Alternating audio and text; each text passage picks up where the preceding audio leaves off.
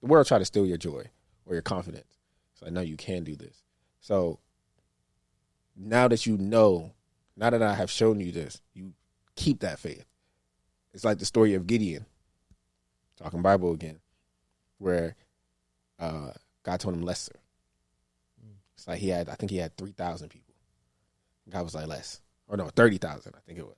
He was like, you need to go smaller. It was like 3,000 people. He was like, go smaller. It's like 300. And he's like, all right, now you can go to battle. And on the outside world, it's just like, why would he do that? Because God will put you in a situation where he knows that at the end of it, when you get to the other side and to that end of that movie, the only person that's going to get that glory is him. And I think that in this season in particular, not to be preaching or not to too much, but like, because it's me. But that's what it is. And when you talk about the faith and the assurance that you have right now, to the outside world, when people walk through that door and they see it's just a 2-person team right now, or 3, count Dylan, you know what I'm saying? It don't look like that from the outside, but again, the movie is already written, like you said. So that was a great analogy. I'm glad that you caught me with what I had said, because when I think about that trip, that's kind of like the emotions that I had the entire time. It's like it was written. I'm sorry. Go ahead. Nah, bro, I was thinking as you were talking, I said something to you one time, and I had to remind myself that, like, we don't have to perform for, like, clips, even though we see, like, we get so much success with the clips and things like that. And sometimes it is because we play the game. But I just want to tell you, man, I appreciate you so much, bro. Like, outside of all the, like, everything, bro. Like, I really fuck with you, man. I love you as a friend. No, I sure. think what we got, I feel like it almost should be studied. Because if you could just get one person by your side, you know how far you can go. You know what I'm trying to say? Like, and that's why I'm so big on friendship, bro, because, like, all it takes is just one person to believe. Think about, I just want everybody out there to think about something that they care about so much that they're going hard for. It's not working for you. Imagine if you had one person to do what you're doing, not even what you're doing. Just come and give me half. Give me half the energy. How far that would take you to dream. And when you get that person, you gotta cherish that person. Right? And that's why even now, to this day, it ain't gonna be no B. Simone and her co-host, Joe Button and Roy Amal, because our friendship is way more important than any damn camera, any damn business relationship we got. Right? And I think I think what I love about it is we know it even when it's not spoken. Like, even what we were just joking about in New York, right? And I'm like, I mean, you can't owe me because technically, right? And we joking. And, bro, why'd you even bring that up? But that's hilarious. We joking, but it's like, but that shows to who we are, though. I ain't gotta act like it never happened. You know what I'm trying to say? Because the love is real. I ain't gotta brush it under the rug or act like I forgot. And I ain't gotta not bring it up to make it comfortable or uncomfortable. Because I know what's up. You get what I'm trying to say? And in so many relationships, they try to brush things under the rug. They try to avoid certain conversations. They try to joke their way out of serious conversations when all that is doing is just making your relationship weaker. Nah, bro, I ain't got to do that because I respect you. Right. You know what I'm trying to say? Like, and like, this ain't for no clips or nothing. It's just real, bro. And I feel like I wish we could have more relationships like that. Sure. It's just, you know, you got to find that one, right? And I think we talked about, not to go on a tangent or whatever, I think we talked about just, no, it was like, shout out to Honey. I think I had a conversation with her and she was saying, do you think that you can have a soulmate as a friend? And I never understood it until she asked that question, and I thought of you, and I'm like, damn, bro. We all need to find our soulmates and our friends first. That way you know what love is really like.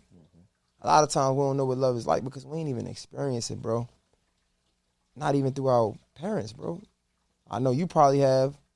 I mean, not to diminish nobody experience. Man, it was rough, man. Not saying it was rough for nobody else, but it's like a lot of us grew up in toxic situations, bro.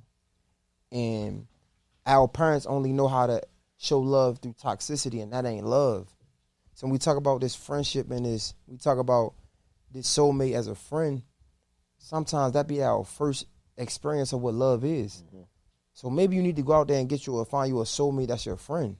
So when you get in a relationship, you know exactly how it feels to be loved by somebody. A lot of times we reject the love because we don't know how it feels to be loved. We only see it one way. A lot of times it's toxic, and that's not nice. Nobody want to go through that. But I say that to say, like, I really appreciate you, bro, as a friend, and I think we need more examples of that, and not examples of niggas being friends and then falling out over bullshit.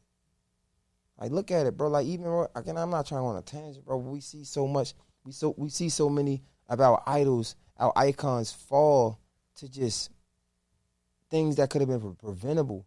And it does something to us because we looked up to these people. We see so many of our peers fall because of things that could have been preventable. And it only just discourages. And we need more examples of positive relationships, positive influences that can show you that, man, this can happen. You know what that is, though? I'm going to keep it 100 with you. We're not trying to play with God, bro. Mm. We're not moving. This was God sent. Mm. Like, yeah, it's funny because I talked to my pastor about this when I was back home. And I was like, yo, I be cussing. And he was like, nah, but he was like, it's not your conviction right now. Mm. You know, like, he was like, God gonna work on you, don't worry. Like, keep doing what you're doing. I like that. But it's just like, this was a godsend, bro. We didn't start this where we sat down and was like, hey, yo, bro, we gonna have a name, call this podcast. Bro, it was written, bro. Mm-hmm. We didn't even know what this was when it started. It was just pull up and just let's chop it up. And I think that speaks to like something that was divine, right? But it was rooted in love. God is love, you know what I'm saying? So God is at the center of it. So I think that the thing for us, the core of it all is, bro, don't never let God move his hand from us. God's hand has to always stay over this podcast. I'm blessing it right now in the name of Jesus. You know what I'm saying? No funny, but dead ass. Because I think what people fail to realize is that when you see those disruptions, because ego, right? Ego steps into place, whatever happens, this, that, and the third. But that's because, like, that's the enemy that moves in and slithers into a snake. And it's crazy because the exact sermon that I was talking about was like, they were talking about the Garden of Eden. And it was like the devil didn't attack Adam himself because he knew he couldn't, because Adam would be able to see it. So he was like, how does the devil attack other people? Through relationships. Mm-hmm. And he said he used a satanic suggestion in the Garden of Eden and was just like, God ain't tell you not to eat that eat that apple. And so much of what we're talking about here is just like, not to go on a tangent, bro, but like the reason why you see relationships and things like that, I think, break down is because God's hands ain't over it, bro. Mm. And when God's hands not over it, it will fall, bro. Every time. You might be here for a season, but it's not going to be here. It's not a monument, bro. That's real. It was going to crumble. And I think that as we talk about, like, it's a balance, too. Because we had that conversation right here, and I was just like, sorry, what's the mission? And you said, Jay's funny as shit. Jay was like, I don't know, I might be changing my mind, but this is why we got to keep the balance. Sometimes you got to remind me, and then I might change my mind, but it's okay. You got to challenge me. That means the world to me, bro. Because I'm in environments sometimes where it's just like, the minute I speak, I don't feel like I can speak. Because the minute that I try to speak one time, it's just like, you get slapped down. But it was never for a moment that I felt, for one, you're the reason why I'm on camera. You know what I'm saying? But like, even in that, bro, people would kill to be in the seat. You could have chose anybody. Talk about him. You know what I'm saying? We were having a conversation coming up, but like, you could have anybody in this seat, right? But you blessed me with this opportunity. I don't take that for granted. And the reason why I say that is because understanding that, like, God is using you for something, the same way that God is using me to pour into you, He's using you to pour into me. And we won't know for what the reason is until the movie is done. But I appreciate that. And I know this wasn't probably the direction that we were going for this episode, but I thank God for this conversation because so many people that are creatives, let's talk about it. The word says where there is no vision, the people will perish. The reason why content is falling and failing and things of that nature is because there's no vision, right? And I'm a strong believer that the vision that God gives you is greater than any other vision that the world can give you, bro. That path may be scary. That path may be tough. That path may look like you have to carry equipment through the metro of New York City. But believe it, on the other side, bro, and we don't even know what that fruit is going to look like. But guess what?